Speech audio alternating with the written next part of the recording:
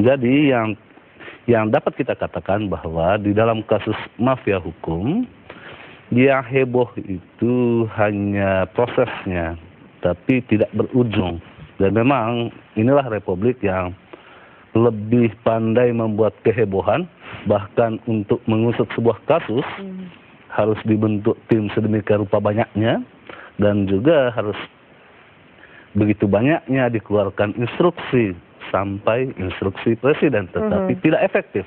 Itu yang pertama. Yang kedua terkait dengan aspek mafia pajak. Kita ketahui bahwa Gayus di persidangan fakta hukum dia mengatakan bahwa ada 151 perusahaan. 151 perusahaan inilah yang kemudian membawa keuntungan buat seorang Gayus. Harta Gayus kita pilah menjadi dua. Ada harta yang 28 miliar, ada yang 74 miliar. Juga fakta lain, ada 151 perusahaan yang sedang diselidiki oleh kepolisian. Kita bicara tentang harta Gayus yang 28 miliar. Di persidangan, Gayus mengakui bahwa 28 miliar itu berasal dari 3 perusahaan. Tetapi dengan mudahnya dia mengatakan seusai divonis, oh bukan dari 3 perusahaan itu. Itu hanya karena ditekan oleh anggota Satgas. Ya. Ini fakta. Yang kedua tentang 74 miliar. Kita ketahui bahwa yang terkait 74 miliar sampai sekarang hanya bolak-balik berkasnya itu hanya bolak-balik dari kejaksaan ke kepolisian, kepolisian ke kejaksaan, kayak setrikaan itu, mondar mandir aja. Dipingpong aja seperti itu. Betul. Seakan-akan biar bekerja, tapi ternyata hasilnya nggak ada juga. Ya, terlihat seperti seolah-olah. Jadi inilah negara seolah-olah ini. Kemudian yang terkait dengan 151 perusahaan. Sebetulnya 151 berkas, karena semula yang disebutkan Gayus itu ada 149 perusahaan yang ditangani oleh Gayus. Ada 44 perusahaan yang ditangani langsung, sisanya tidak langsung oleh Gayus. Nah, terhadap 151 berkas, ini persoalan besar sekali.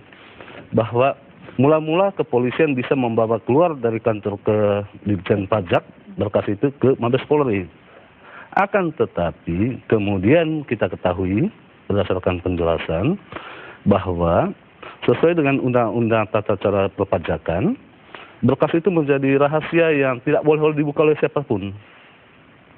Nah, ketika dia menjadi rahasia, maka berkas itu tidak boleh dibawa keluar dari kantor Ditjen Pajak.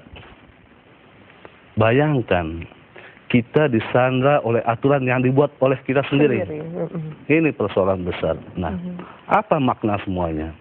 Editorial mengatakan bahwa inilah kasus Gayus yang berpotensi mementalkan 151 perusahaan dari kasus mafia pajak. Yang terjadi nanti apa? Ujung-ujungnya kasus Gayus ini hanya heboh di prosesnya, hasilnya nol besar. Hasilnya nol. Yang menarik adalah ini Ditjen Pajak seakan-akan menyimpan rahasia di balik aturan kerahasiaan. Seperti itu, terasa seperti itu kan? Justru itu. Yang terlihat sekarang itu tidak ada kemauan baik. Kemauan baik saya sebetulnya tidak cukup. Jadi harus ada keberanian menerobos aturan yang ada. Toh aturan ini dibuat kita sendiri. Nah, yang lebih lucu lagi bahwa banyak sekali elit di negeri ini yang khawatir, dalam tanda petik khawatir, bahwa kalau 151 perusahaan ini disidik oleh kepolisian, perekonomian nasional itu terguncang. Padahal mestinya terbalik. Perekonomian negara ini terguncang ketika kita tidak berani membongkar persoalan hukum, kita tidak berani membongkar persoalan korupsi. Di berbagai belahan dunia, fakta menunjukkan bahwa ketika sebuah negara berkomitmen untuk membongkar korupsi, pada saat bersamaan pertumbuhan ekonominya meningkat. Nah, kita ini terbalik. Yang terjadi itu kita itu takut dengan bayang-bayang sendiri. Karena apa? Karena memang terlalu banyak yang terlibat dalam persoalan pajak ini.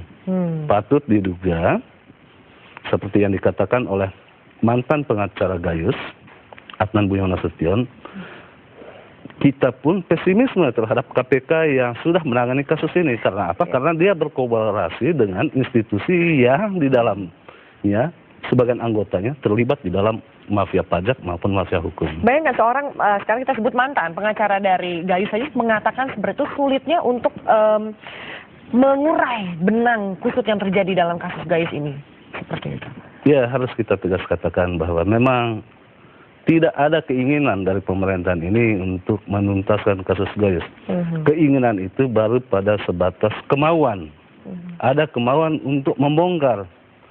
Karena itulah dikeluarkan instruksi-instruksi. Jadi sebatas instruksi itu, tetapi kita melihat bahwa betapa tangan penegak hukum kita kaku ya. Kaku untuk menyentuh 151 perusahaan. Karena itu terpental dari skandal mafia pajak. Boleh kita bilang ketidaktegasan pemerintah itu buktinya KPK juga tidak diberikan kewenangan sepenuhnya. Masih harus bekerja sama dengan kepolisian dan juga kejaksaan yang mana sudah turunlah kepercayaan kredibilitas mengenai dua lembaga itu. Betul sekali sih. Memang adalah benar bahwa di dalam undang-undang KPK itu menjadi semacam konsultan atau dia bisa bekerja sama dengan aparat penegak hukum lainnya. Bahkan undang-undang yang sama itu KPK itu berwenang untuk mengambil alih kasus yang tengah disidiki. Nah, persoalannya tidak ada suatu dorongan komitmen dari pemerintah untuk benar-benar KPK ini diberdayakan. Ya. Baik, terima kasih Bung Gundes. Nanti kita akan lanjutkan pembahasan ini. Pemirsa, kami akan segera kembali saat lagi. Tetaplah bersama kami di Editorial Media Indonesia.